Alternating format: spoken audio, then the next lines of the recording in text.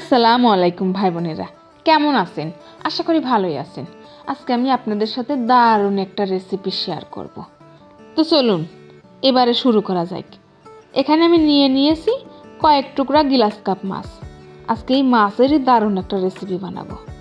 দিয়ে দিলাম সামান্য একটুখানি লবণ, আর দিয়ে দেবো সামান্য একটুখানি ধনিয়ার গুঁড়ি, আর দিয়ে দেবো সামান্য একটুখানি হালদির গুঁড়ি, দিয়ে দেবো সামান্য একটুখানি লঙ্কার গুঁড়ো।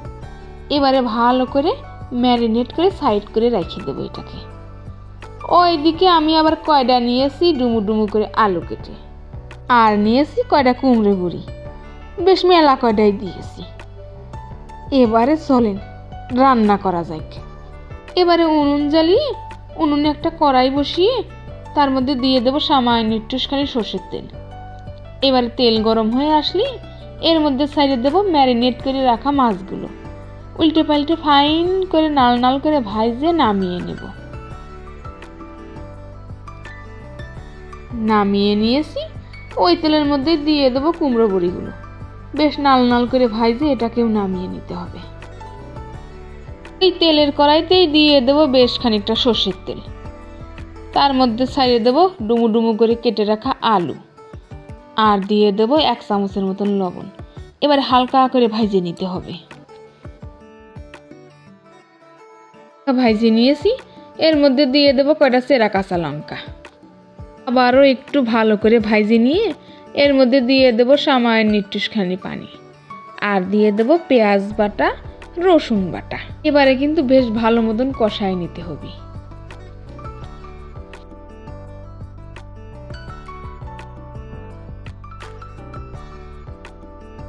এর মধ্যে দিয়ে দেবো সামান্য একটুখানি হালদির গুঁড়ি, আর দিয়ে দেবো সামান্য একটুখানি ঝাল লঙ্কার গুঁড়ো, দিয়ে দেবো সামান্য একটুখানি ধনিয়ার গুঁড়ো।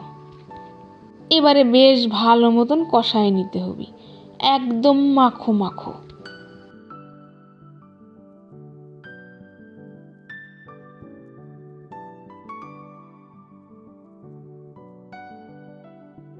কষিয়ে নিয়েছি।